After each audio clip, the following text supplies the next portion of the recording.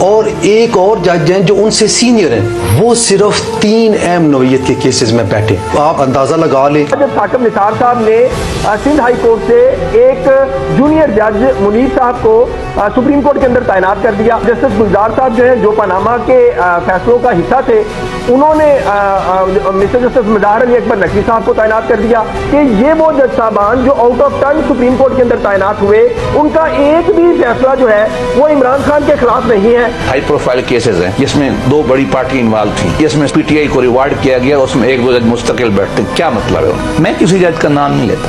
آپ نیچے سے اٹھا کے کیوں بٹھاتے ہیں؟ We appoint you, pay you for justice, not for victimization. یہ 170 کے 70 جو تھے نا سو موٹر نوٹسز، یہ اپنے دائرہ اختیار سے باہر جو دوسرے کام تھے نا، دوسرے پلر تھے جو اسٹیٹ کے، ان کے کاموں میں مداخلت تھی. Let me remind it again, ججز are public servant, they are not elected representative of this